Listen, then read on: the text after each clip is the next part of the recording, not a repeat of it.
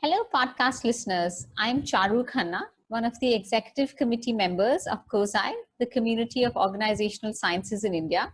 As many of you know, COSI's mission is to encourage and promote the use of evidence-based approaches in organizational practices and decisions in India.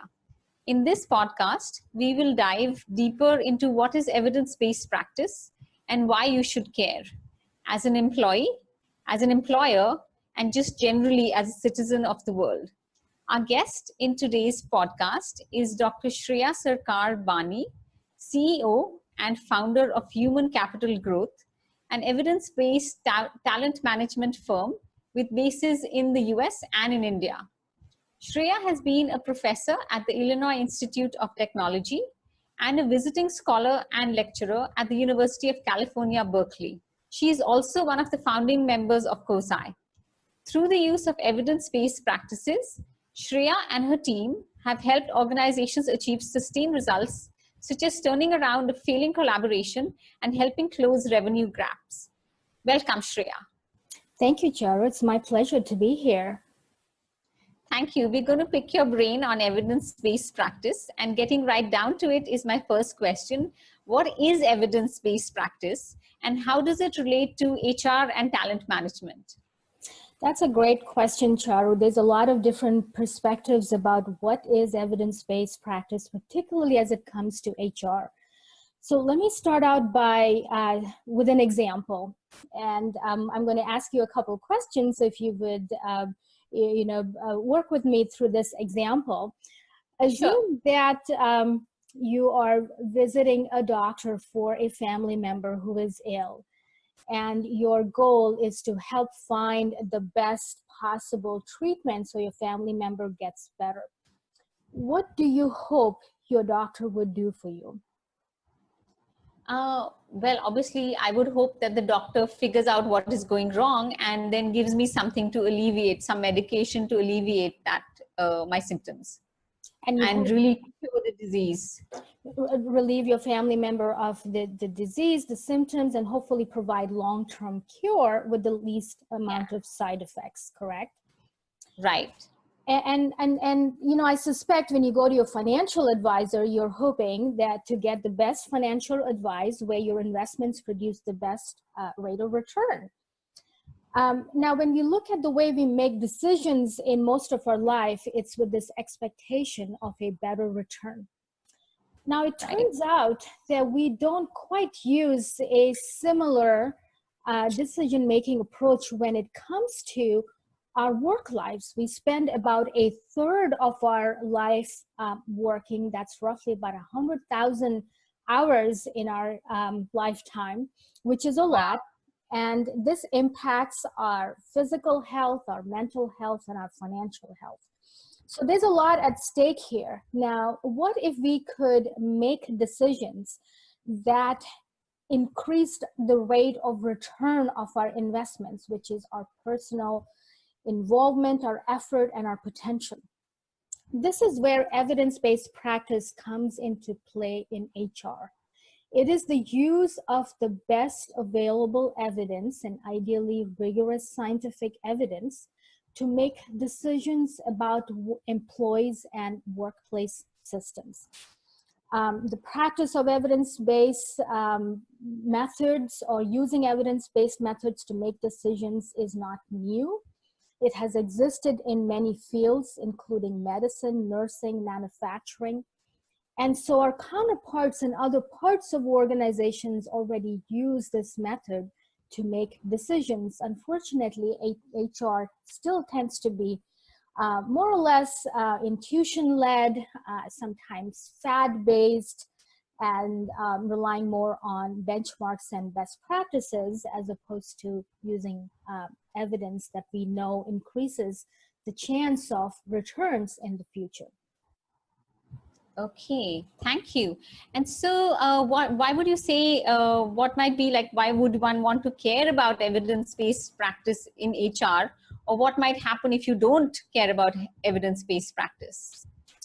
And, you know, that's something that I think we should all ask ourselves. Why should we care? Just like when you go to your financial advisor, you care about the advice that they're providing you because it's your money and you want to receive the most benefits or rate of return for your investments. Absolutely. The issue with people management is that there are many great ideas or ideas that sound great. But in the absence of quantified evidence, it really is hard to tell what works and what doesn't work. The reason why you and I should care, and the larger society that we live in should care about evidence-based practice, it's because if we want to better our work lives, be able to use our fullest potential, so we have the best professional opportunities, we have the option and the ability to move the needle on what's going to matter in giving us those professional opportunities, I think we should care about evidence-based practice, just like we do in other realms like health and finance. Thank you. Absolutely. Yeah, we would not want to go to a doctor who is not basing their practice on all those clinical trials and all the research that has gone before. So in the same way, as you're saying, there is so much of our work life spent in people management. And if that is not based on evidence, then a lot of harm can actually result. Absolutely. Right? And let me give you a couple of examples just to bring it to life. If we look at what has happened in the last couple of years, as you think about the mass embracement of the practice of holacracy, where you get rid of management layers. You know, Zappos is one of those companies that embraced it widely and then quickly had to dismantle it because it led to a lot of chaos. Now, practices like this could have relied on prior evidence on shared leadership, shared teams to determine what are the boundary conditions to make these practices work.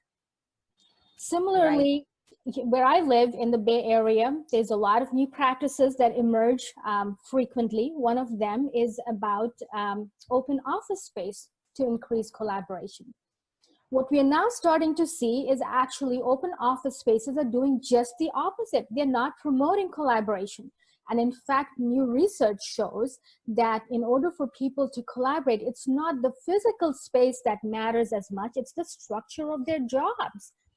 And therefore, what we are finding is that a lot of great ideas, again, in the absence of quantified evidence, it's hard to tell whether they would actually produce their promised returns. Right. That makes a lot of sense, just intuitively. And having worked in both open space offices and an office right to myself, I've also experienced some of what you're talking about. And the things that actually make a difference in those, it's not always just the physical location, but do you need that teamwork and how much of it do you need? So let's say that I'm sold and I'm anyway sold, but let's say a lot of our listeners are also sold listening to you on the value of this approach, but my manager is not. And what he or she wants to do is look up best practices from another organization to determine what approach we should follow in our organization. So how do I convince someone like my manager who really hasn't had the benefit of listening to you? Again, great question. And I suspect, most of us find ourselves in that situation where we are, fully on board with the idea of using evidence-based practice, but the people who might be the ultimate decision makers are not. In those situations, what we recommend is, first of all, use the approach of experimentation instead of doing what traditionally HR does, is build out mass standardized systems that touch all employees. And an important part of being evidence-based, which I know we'll talk about later, is to take this experimentation approach. The second part is to use a rational and a relational strategy to influence those who need to be influenced. Now, let me explain what that means. A rational approach would be to look at what does the evidence have to say in terms of what is going to produce the desired outcomes. What is the quantified efficacy level? Is it going to drive 10% of the outcome, 20% of the outcome? I think those types of information, which is now readily available in the scientific journals, could help make informed decisions. On the relational side, so sometimes what we find is these rational arguments don't help influence our senior leaders as much as knowing who else is using this approach, which we call the relational strategy. When it comes to influencing leaders, one other approach that you might take is look at who else is using evidence-based approaches. And the good news is there are many organizations that are now saying that we don't really want to hear what the consultants have to say, bring me the evidence. And not just any evidence. Hopefully, it is scientific evidence that has been rigorously tested across thousands of employees and individuals, and not just in one study, but across multiple studies, which is what we call meta-analysis. Medical science already does that, and it's time for us in HR to embrace that. Now you say, who are these organizations that are using evidence-based practice? One shining example is, of course, Google, that a lot of companies know they start with science and then do a lot of experiments in-house. That's just the way Google operates.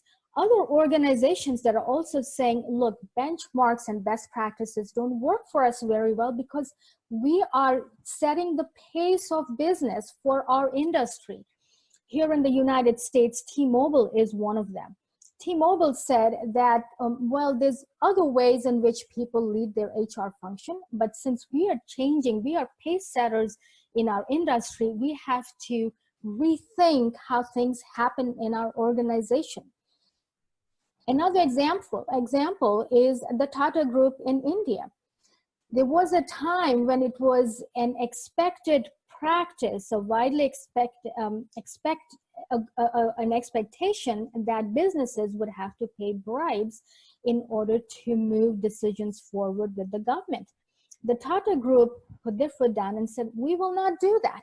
And therefore, this set the pace. Now, if you're looking for an outside evidence, it would be good to know who you can tap into to say how their companies are doing things. So hope that helps.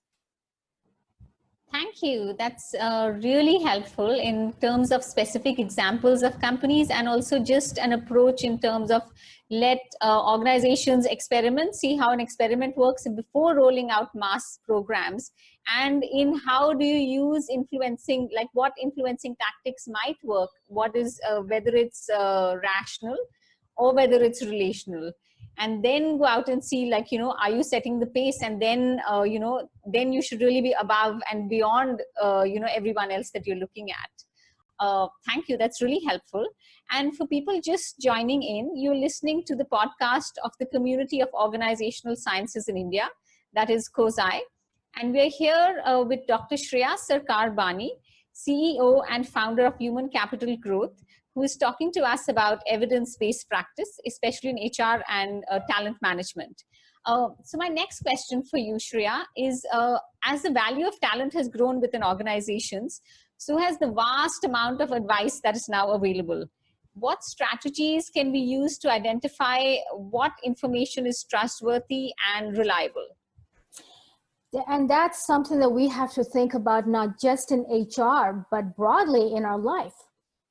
With the advent of the internet, I read a statistic that there is, about close to 2 billion bytes of information that are created, I believe, every minute or so. So we have a mass explosion of information, but not all information is true, as we know. So how do we know what to rely upon? So in the medical science, they have something called the hierarchy of evidence.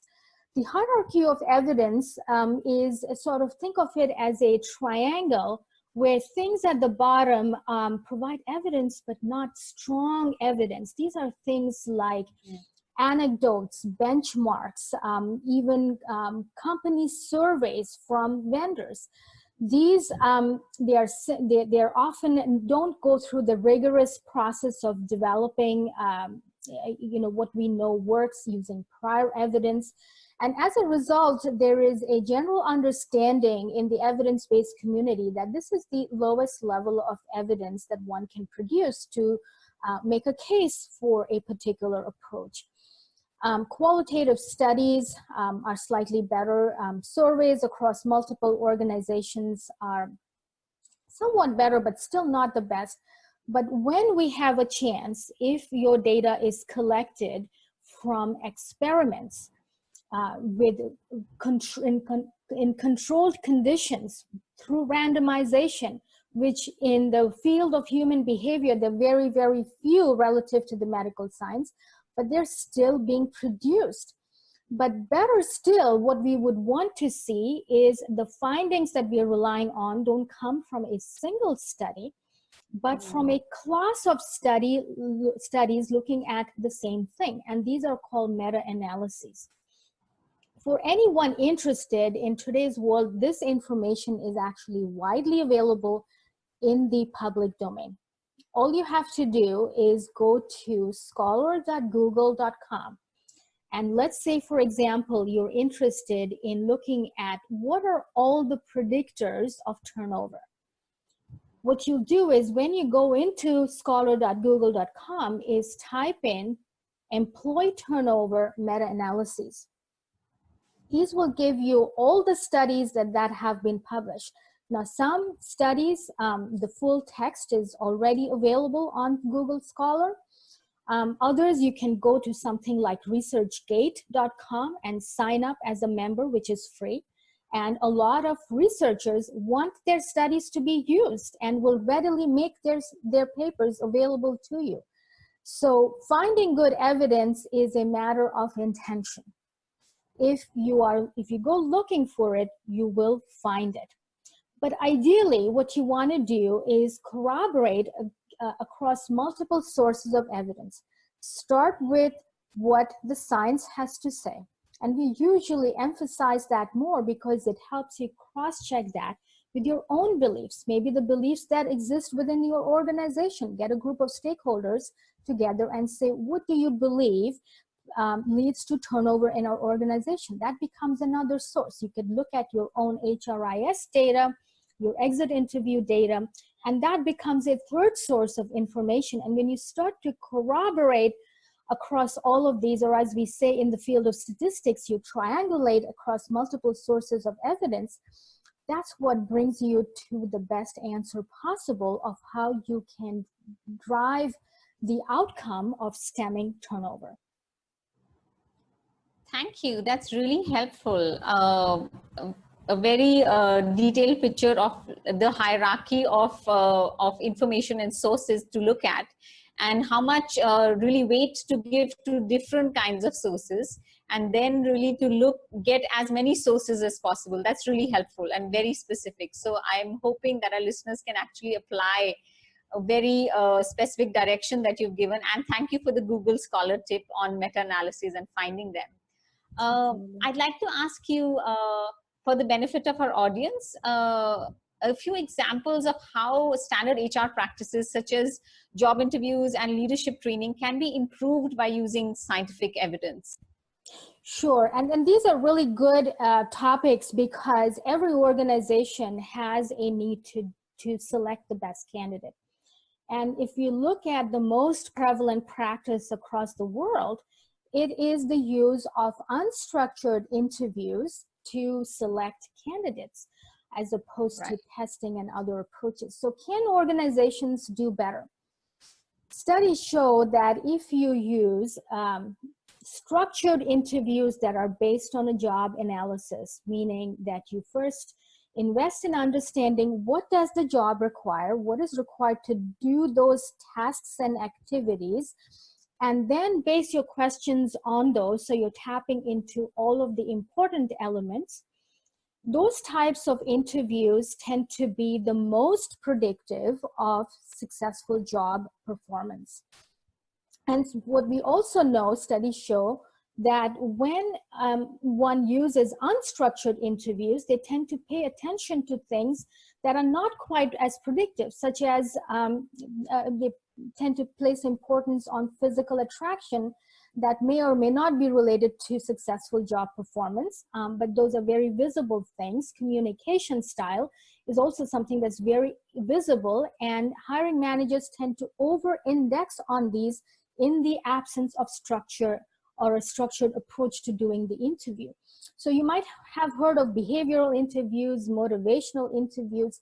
The underlying factor that makes interviews predictive is the fact that it should be based on the requirements of the job and structured around those requirements. The second example I'd like to provide is from leadership development. Many organizations invest in training their managers, their leaders to become better leaders. Now, if we look at what's most popular, one of the biggest hits that you'll find on Google is for situational leadership. It's been around for several decades.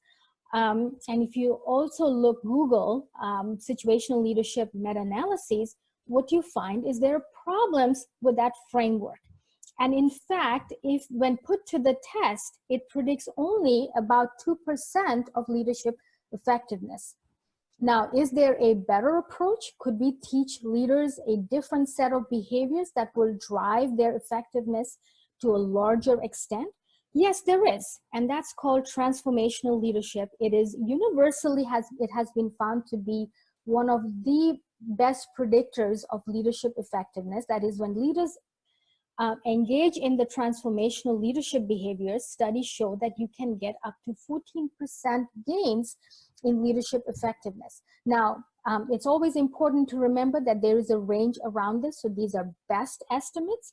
But if you were to make an investment decision, it's quite clear. Would you want 2% return on an average, or would you like to get 14% in return on your investment? And this is how evidence can help make more informed decisions. Thank you.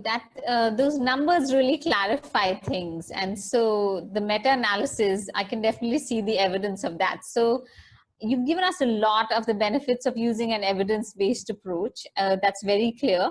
But what is stopping organizations from embracing this approach? Yeah, and wouldn't it be better if there was a practice that was widely embraced in organizations, when you can see what the upside is. So let me go to the evidence to share with you why is it that companies are not using this approach. And it turns out that in 2015, KPMG in the UK actually did a survey, because they are one of those organizations that is more evidence-based. In fact, just a couple years ago, they got rid of engagement surveys because they found that it wasn't working, and went back to the drawing board looking at science to see what really predicts employee experiences within the organization, and particularly engagement. So let me share some results from the survey. What they found is that one of the biggest barriers to the adoption of evidence-based practice in organizations to deliver business impact was corporate culture. About 32% of the respondents shared that the corporate culture, the way work happens in the organization, actually keeps them from using the evidence. The second biggest factor was a lack of skill and resources. 30% of the respondents said that lack of skills was keeping them from using evidence-based practice, and organizations such as ours and several others are now focused on building this skill within HR. Graduate schools are focused on building this skill for those who are likely to enter the HR profession. So it is not that there aren't any resources available out there, but leaders have to make a commitment to adopt evidence-based practice. And there's a few others that I could go on and share. Lack of data, or the quality of the data, was another factor that came up for companies that are looking internally to evaluate their data using analytics to derive insights, which then inform their decisions. So those are just some of the reasons that surveys show. One that comes up to us frequently is that using the evidence-based approach takes longer. And our practice, what we have found that is actually the opposite. You could start out with a trial and error approach. So you might make a quick start, but there's no guarantee that you're going to get the returns. You spend a lot more time in the back end trying to figure out whether it's working and making it work. Instead, if you invest in better planning and starting with where is the prior evidence, you can get to the results much faster.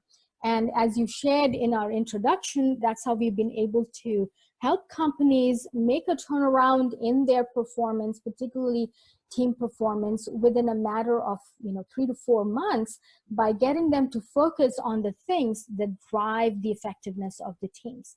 And so by relying on the evidence, you spend lesser time in trial and error trying to figure out what works and get to what really matters. Now, sometimes there isn't enough evidence that's available in the public domain, and that's when you might have to look into your own data.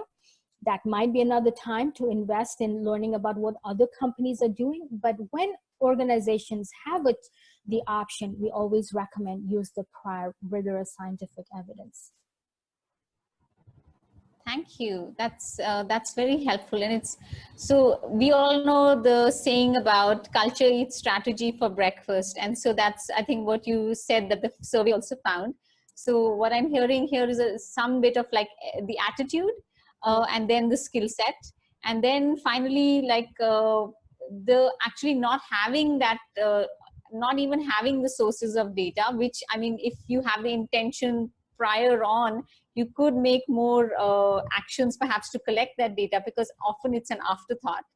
And then finally what you said was about how can you put all of those together and then use an evidence-based approach. So that's really very helpful, and just leads me to the next question about could you provide just a few simple steps that anybody could use to practice evidence-based HR? Absolutely. Like you rightly said, Charu, a lot of it is in our mindset and how we approach our work. If you can engage your teams in asking a few key questions, I think it would lead you to the evidence-based path. And these are the questions that we often recommend for that. The first is, what outcomes are important to the business? And it's really important to anchor on the business as opposed to what is important for HR, because ultimately those are the outcomes that HR has to drive. How do employees contribute to those outcomes? This is where the human capital piece comes in. So if your business is looking to improve cost, quality, improve engagement, the next question is, how do employees contribute to these outcomes? The third question would be, how many of your current programs and practices directly contribute to these valued outcomes? And this is where we find a lot of organizations have no idea. They do not know how their investments are actually impacting the desired end outcome. Partly because they might say, well, we don't have the data, or well, we've just started the practice, or we've revamped our practice. And third is because they haven't started with prior evidence, which would give them the expected rate of return. It's very hard to answer those questions. So in order to answer the question, it takes them back to becoming more evidence-based. And then similarly, you could ask, what should we stop doing to release bandwidth and resources of what we need to do? So when you start to look at expected rate of return, like we did in the leadership training, one option gives you 2% rate of return, which means you have to do a whole lot more to drive leadership effectiveness, which means you're going to be using a lot more resources to drive those outcomes. But if you're using a practice that drives, about a fifth or less than a fifth of that impact, that means that you're investing your resources in a way that you need fewer to drive that outcome. So using these informed judgments helps companies make better allocation of resources, which usually is an outcome that most leaders care about a whole lot. At an individual level, we recommend adopting an evidence-based mindset, which doesn't have to be just for HR, but it can serve you well in all aspects of life. And to do that, first start with being a critical consumer of the information that's available to you. And there's lots of resources that are available out there. You just Google evidence-based practice, especially from the medical science. They have approaches, what's called PICO, in order to identify the right problem, and then a critical analysis approach in order to find the right set of evidence. All of these make you a critical consumer of the information that's available around you.